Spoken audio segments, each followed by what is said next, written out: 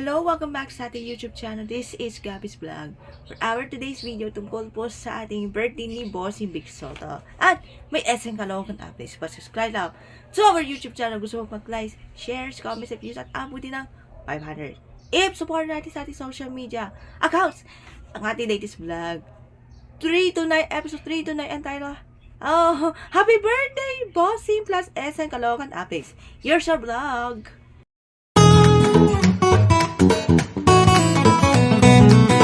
Okay, simulan natin. Palanan natin ang highlights sa ating kaarawan ni Bossing.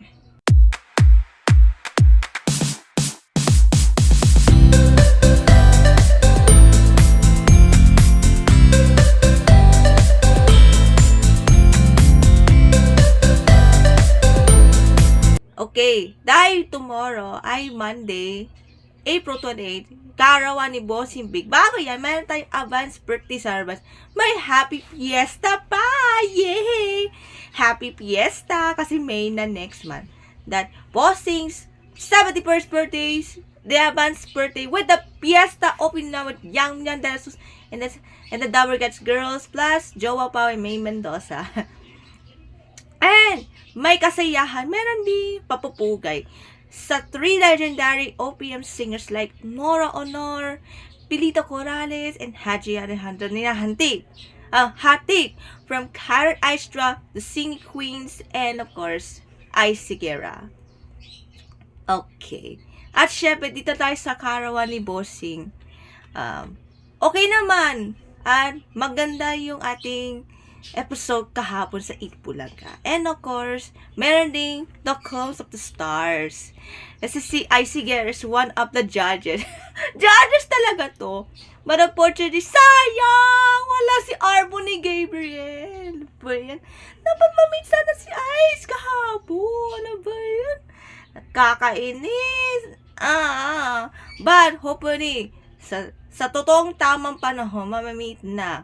Yung totoong tamang panahon na next time para ma-meet yung beauty queen meets a little beauty queen si Ice kay Arboni Gabriel. Ayan. Congratulations and happy birthday, Bossing Big Soto. See you tomorrow sa Itbulaga on TV5. But first, ito muna ang ating Caloocan SM Caloocan updates. Watch this.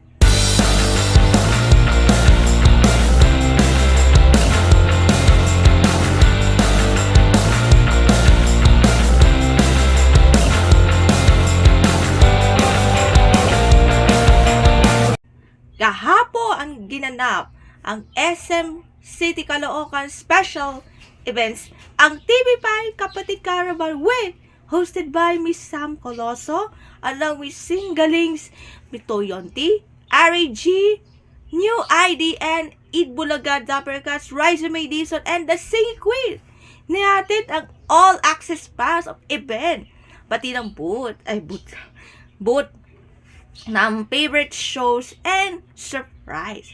And of course, pa-picture naman with your favorite kapatid artist sa ating TV5 Caravan Kapatid Mall Show. Congrats TV5 and hope we'll meet again next time. Ito naman tayo sa bahay, sana. O kaya sa barangay, coming soon, if ever. But now, thank you very much, TV5 and SM Caloocan. Salamat! Hope to see you next vlog. Bye! God bless!